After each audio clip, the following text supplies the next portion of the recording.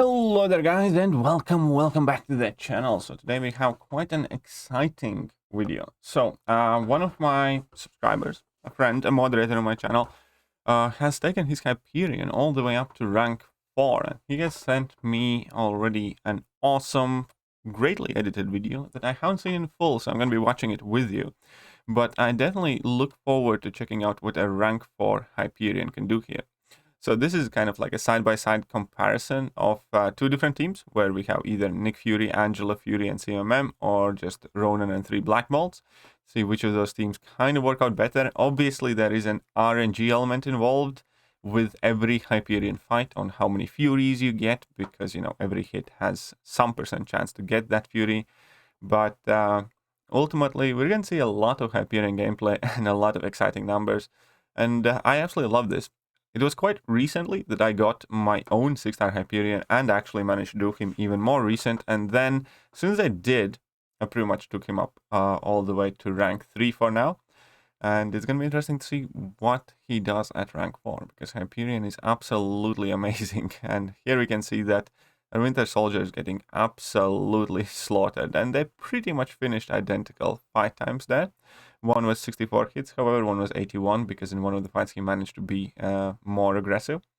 And so here we have Hyperion against Hulkbuster and Paradox debuffs, Quantum Overrun, why not? So this entire fight we need to get some Paradox charges, and with that we are increasing the buff potency. And Hyperion is an amazing champion for this lane, because obviously he has access to plenty of Furies. And because of that, ooh, here he makes a mistake. He went for a special 2 that didn't quite connect. Well, it's either a mistake or it's Kebab's mistake. But either way, that did look quite rough. However, now he's back. He triggered that regeneration. And that regeneration, again, has that increased buff potency from the Paradox lane. So you can see how potent that regen is. Jesus. So he normally does not regen that much. I do need to point that out. He is getting a significant increase in regeneration potency due to the Paradox lane, because this Paradox increases the potency of all your buffs by like 30% per charge. So Furies are a lot more potent, but so was the regeneration, and it kind of stole the show there. So here he's going up against Rogue, why not? So whenever he does Dex, then he removes a Paradox charge, and he can go up until 11. So what he needs to be careful now is on inflicting debuffs. But also, because of the increased potency, that power gain has increased potency, and that power gain is significantly more powerful than it used to be. So I think at this point probably is good time for him to drop that level 3, or just go for like 29k mediums with 5 Furies. Again, that is because of the Paradox increasing the Fury potency and basically making every Fury count as like 3 or 4 Furies or something. So here it's still going to be the Paradox debuff lane, and look at that power gain. I mean, Jesus. So here he goes to 11 debuffs. He does need to trigger Dexterity there a few times, because 330% increased potency on all of his buffs. Look at that power gain again. I actually didn't try Hyperion for this lane, but now I kind of wish I did, because that definitely looks really fun. And obviously even heavy attacks do already incredible damage.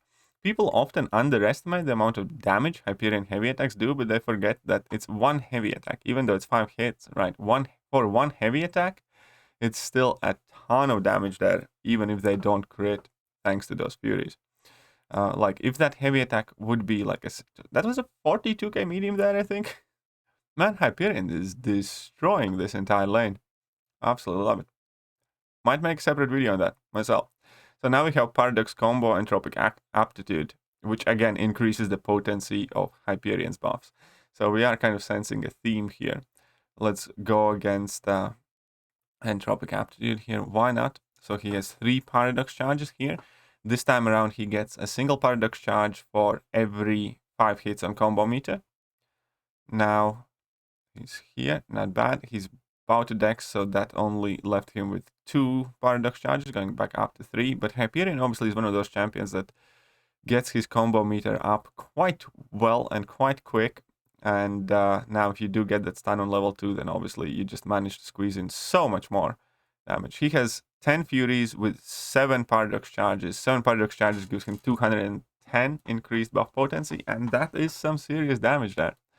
But Hyperion is definitely looking quite exciting. And since, again, I have taken my Hyperion to rank 3 very recently, I do look forward in using him in more and more content. Absolutely love it. He was already really great for Battlegrounds too. I did rank him up when Battlegrounds were live, and Hyperion definitely was one of the MVPs, getting me some Ws on defense and on offense, just of how versatile he is.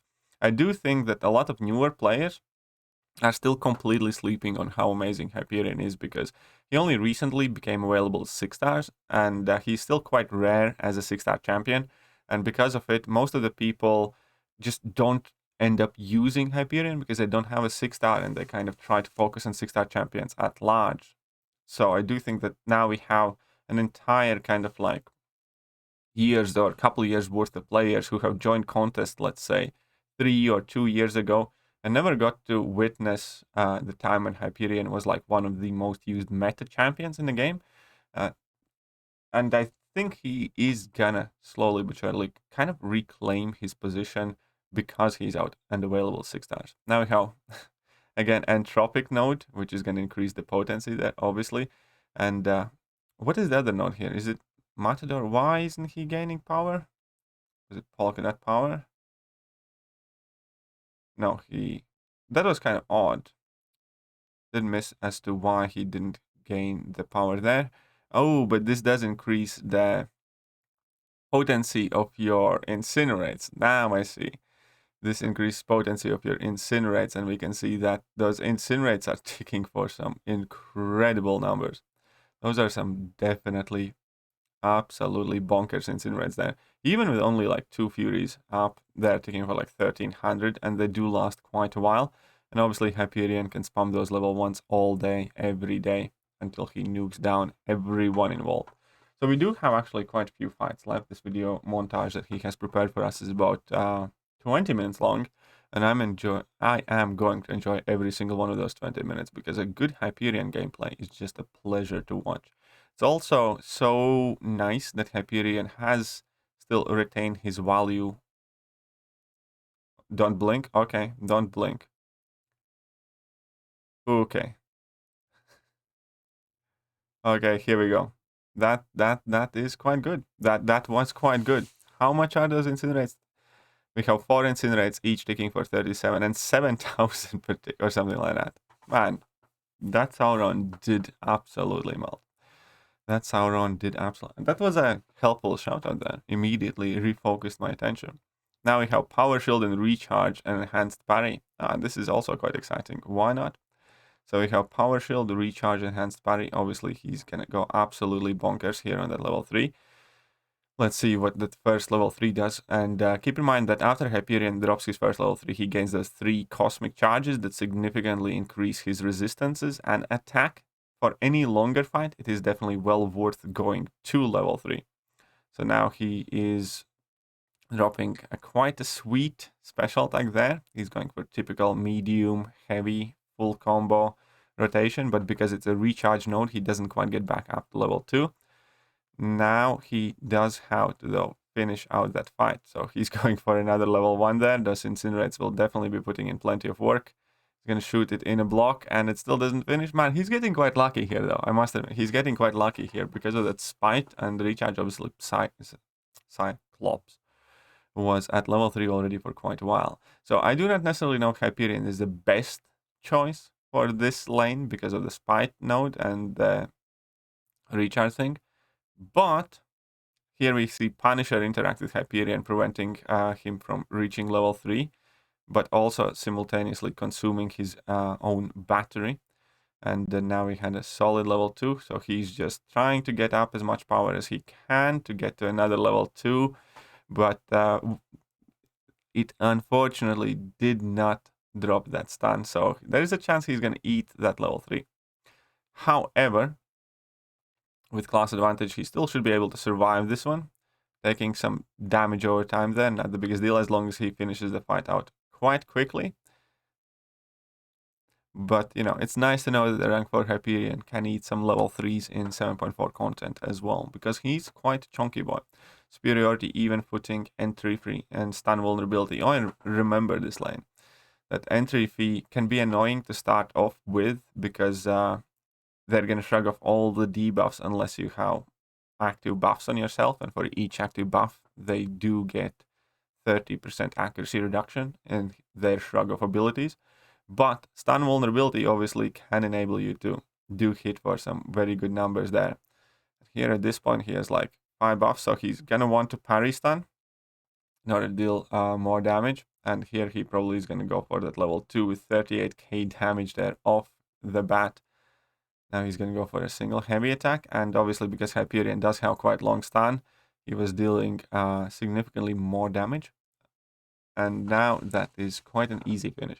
The thing that I personally love about Hyperion most is how adaptive you can be using Hyperion, because you can quite easily run the champion just by spamming level 1s, you can run the champion by spamming level 2s, you can run the champion by spamming level 3s exclusively, and all of those things have completely different kind of abilities. For instance, with level 1s, you can pretty much avoid having to make physical contact with the opponent.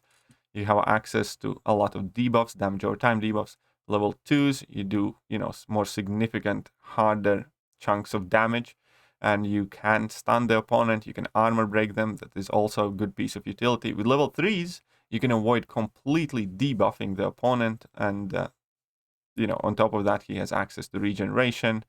And any champion that gets this much extra power for just standing still, in my opinion, has a potential to be useful in plenty of situations. And now he just needs to finish off this Angela, and that wasn't a long fight at all. It was like, what, 22 hits or something like that. Now we are Cosmic Fracture. Ooh, this Cosmic Fracture is also quite good node. So every light attack you throw has a chance to inflict armor break on the opponent. And so far he hasn't thrown any though. So far he hasn't thrown any, because I believe he's probably going to want to go to his level 3 to get those 3 Cosmic Charges. And now he is still going to try and build up more Furies. Man, this man is addicted to all of the Furies. So he get knocked down there on, well, by accident, but he did get 1 armor break there, 2 armor breaks. They get replaced by armor ups. And that was a very nice execution of that spacing control on the heavy attack. And again, that's quite beautiful play there. It's quite beautiful play there. And Ghost goes down. So all of these fights so far, I believe, have been pretty much in 7.4. We'll see how much more we have in store here. And we have Hyperion against She-Hulk. Now, She-Hulk's signature build is in play. That means that She-Hulk actually does get her own attack increase based on how many buffs are there active on Hyperion. And one kind of like, not indirect buff, but indirect quality of life update that you definitely will notice if you use Hyperion is the fact that you can skip your level 3s in story content now. Because you don't need to go through the entire animation anymore. And, you know, that can just make using Hyperion significantly more satisfying. So here he goes for a nice level 2. Why not? There was quite good RNG on that heavy attack, and here was again quite beautiful damage. Now it did not finish out the fight, and obviously She-Hulk has been pushed to level 3, so let's hope that this level 2 does the trick. And there we go. There we go. He finished just in time. That's like one of the things with Hyperion that a lot of people have to be always quite careful, is you can easily get carried away spamming your level 2s and getting those stuns, and then when you do, it is quite possible to push opponents in 3 bars of power. Like if Hyperion got any kind of safety control on letting opponents get to that level 3, then Hyperion would be just even more incredible of a machine. I think at that point Hyperion would be just absolutely unbalanced, imbalanced champion. If you didn't have to worry as much about pushing opponents to 3 bars of power, and you could just go ham with your level 2s and stuff. But, you know, he's absolutely amazing as is.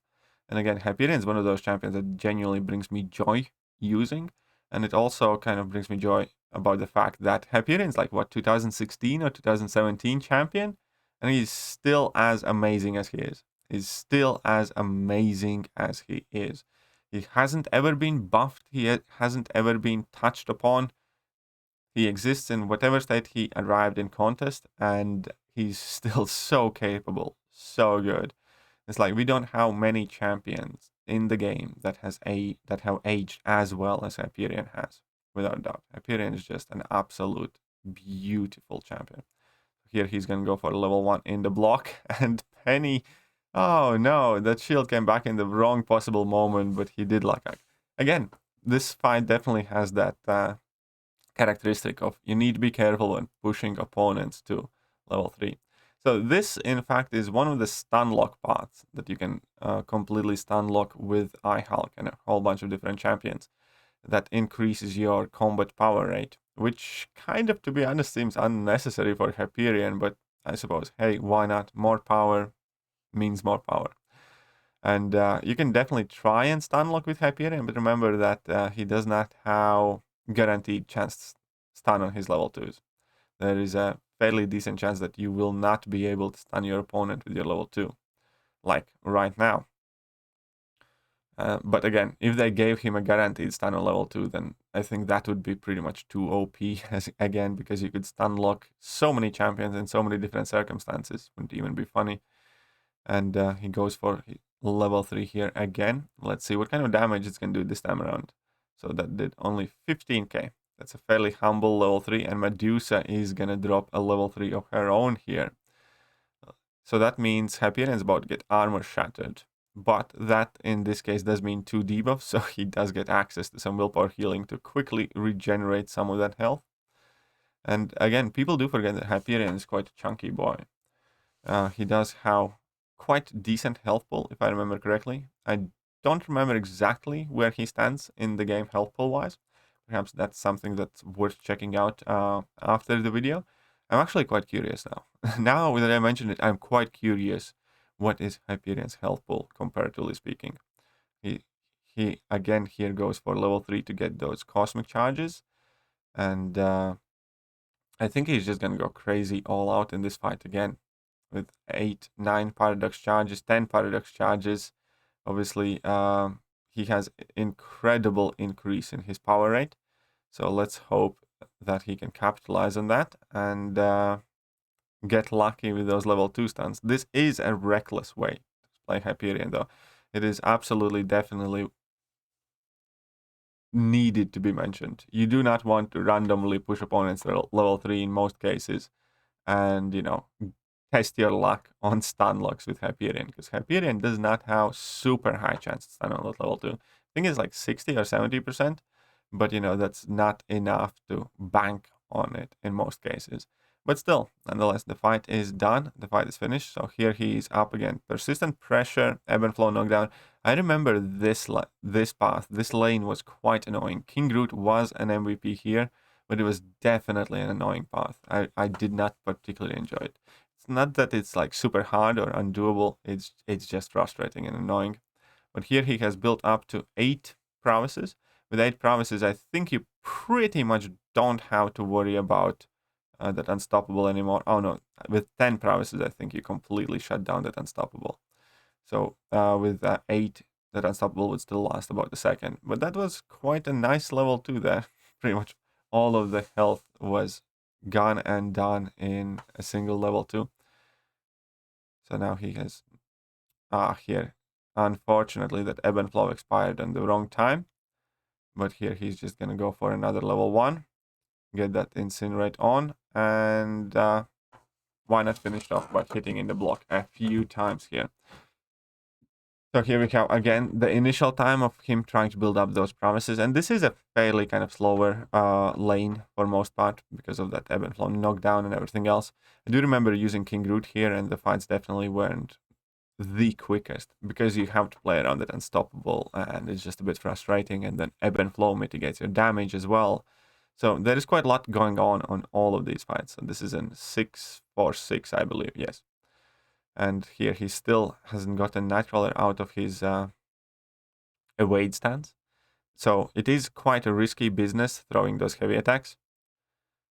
Knockdown protection active, and even with knockdown protection, he did do quite a lot of damage there, without a doubt. There was also, that was actually a lot of damage even throwing that hit in a block. I think one of those laser eye hits in a block dealt like 7k damage there at this point. So that's definitely thanks to all of those promises. Now we have a fight against Guardian. I do believe that here we're going to see Hyperion getting wrecked in the face in order to showcase his energy resistance that he gets against Guardian.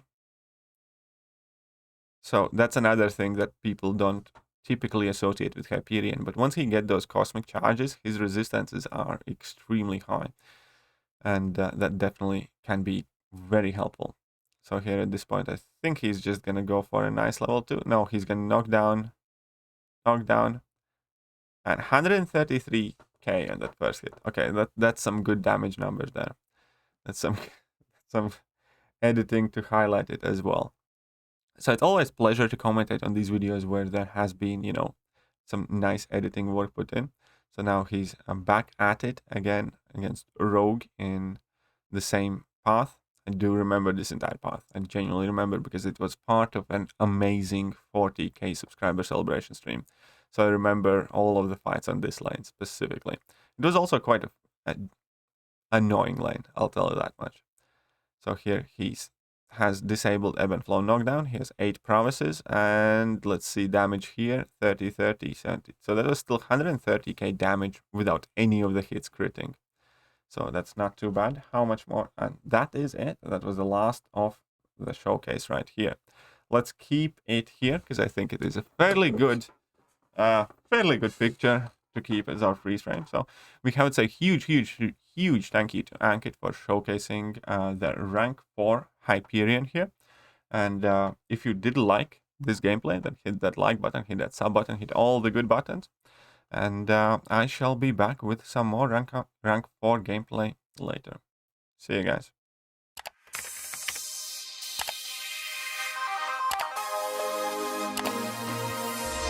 Hello there guys and welcome back to the channel. So we have all the information about